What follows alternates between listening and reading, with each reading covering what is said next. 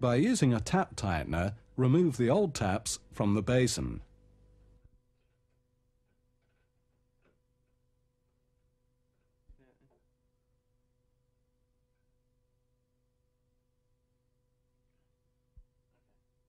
Replace the old taps with the new ones.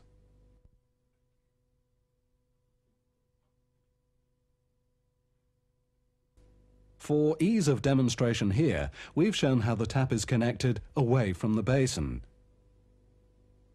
Replace the fibre washer on the swivel tap connector and tighten up the tap with the tap tightener. Again, we've demonstrated this away from the taps.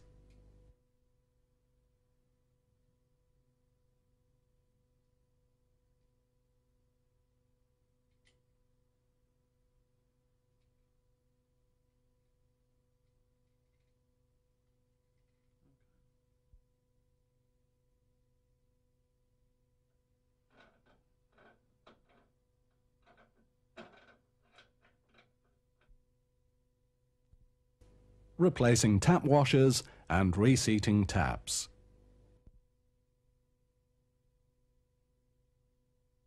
Turn off the hot and cold water supplies. Open the taps to drain off excess water. Remove the tap head as before.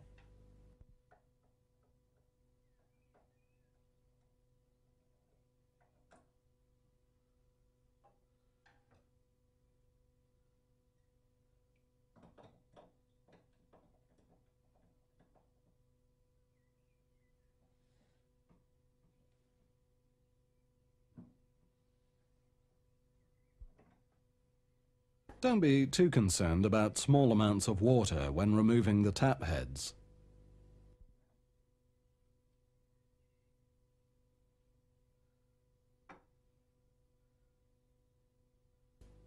Note how the washer is worn. It would only be a matter of time before this tap would start to drip. Check for any rough edges in the tap aperture.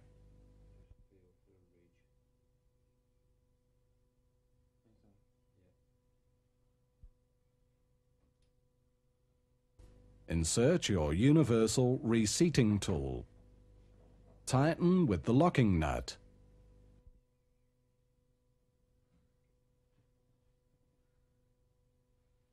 Turn the mandrel clockwise to remove any swarf buildup. This will polish the tap seating.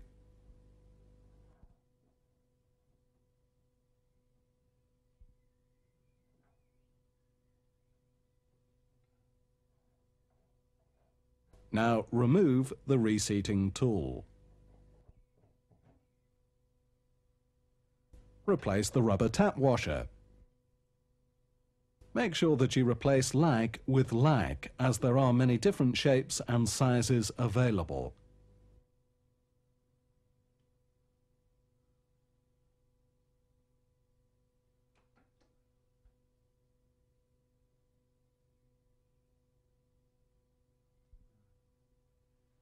Now, reassemble the tap.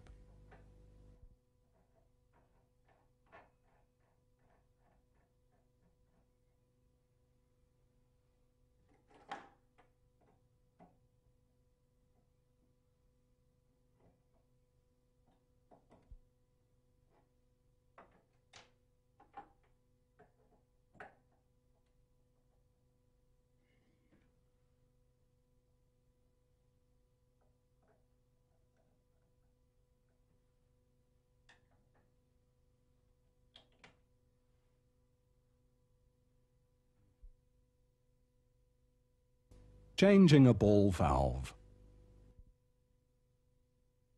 As with all plumbing jobs, isolate the water to the appliance.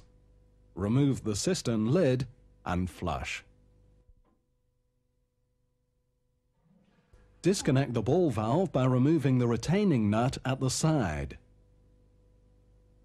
Unscrew the ball valve float, as this item can be reused. Most arms are purchased without the float.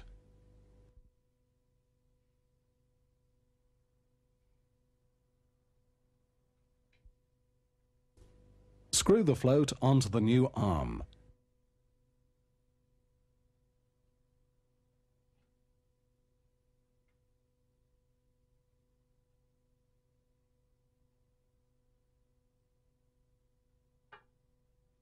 Position this in the cistern.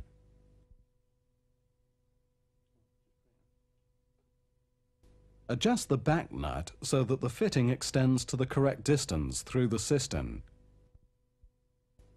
Put on a sealing washer and insert.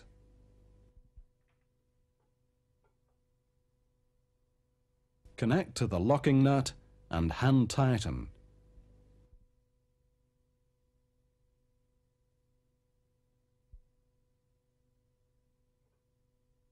Remove the old fibre washer, replacing this with a new one.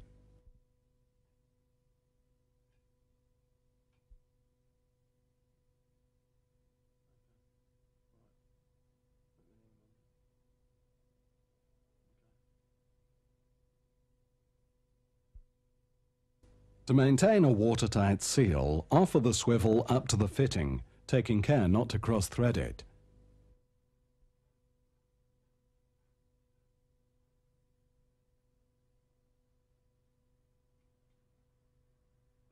Tighten with adjustable spanners.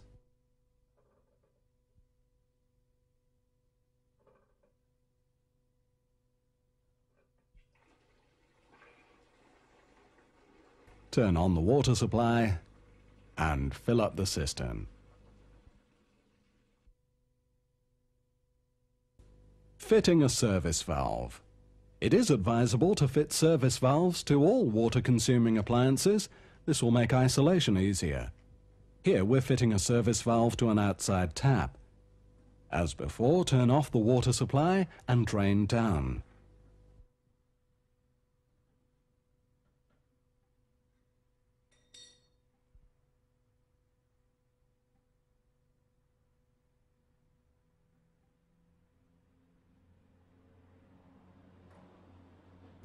Mark the position of the valve.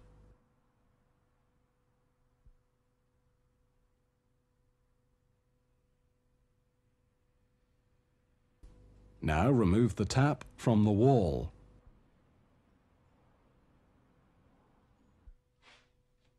Cut the section of pipe to be removed with a pipe slice.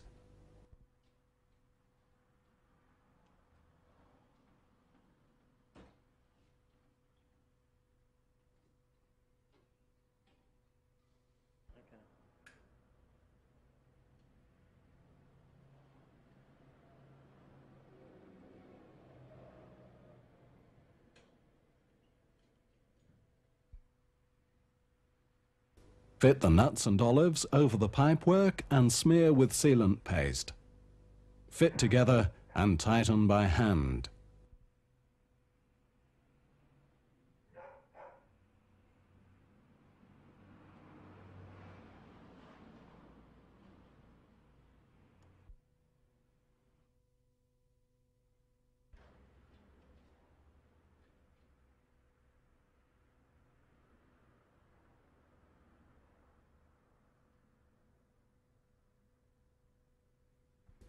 Now reassemble.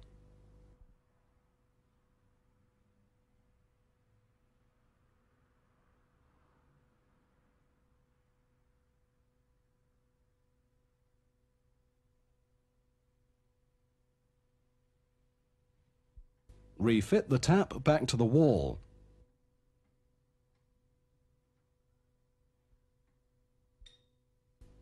Tighten the compression fitting with 2 sets of spanners, one to hold the fitting and one to tighten.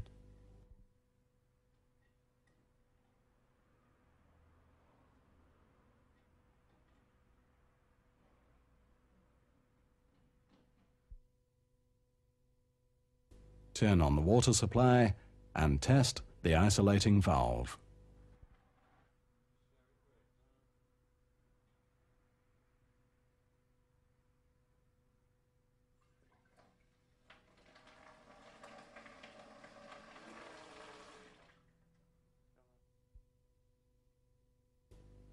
Pipe bending and soldering.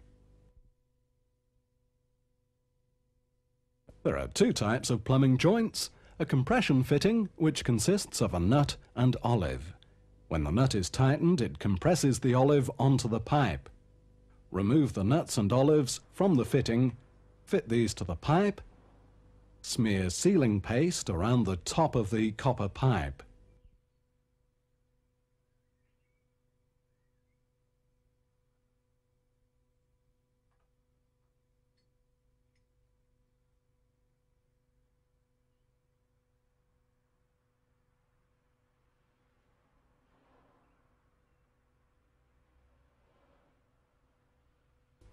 Assemble the pipe and fitting together.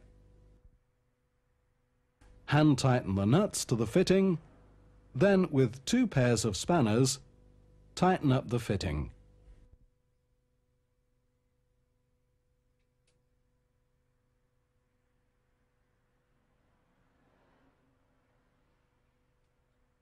The alternative is solder joints.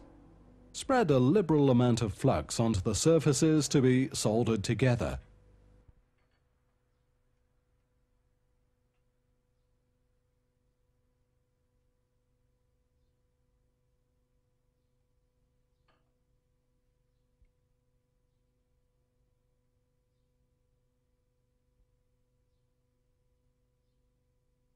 Assemble the fittings.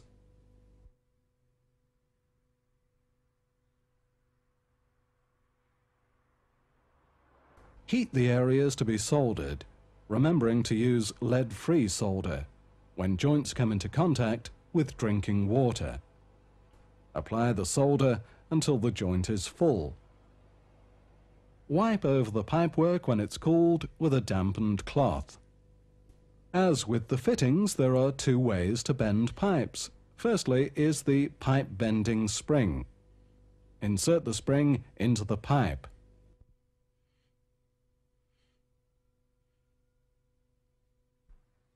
Now bend the pipe over your knee, gradually forming a 90-degree bend.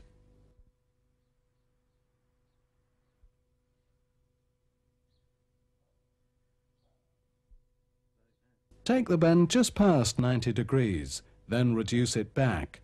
This will enable easy removal of the spring.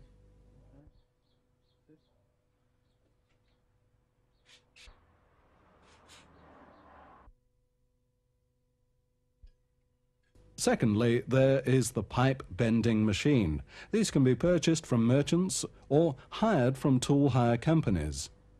Insert the pipe into the bender, place the former on top of the pipe. The pipe can now be bent to any angle with relative ease.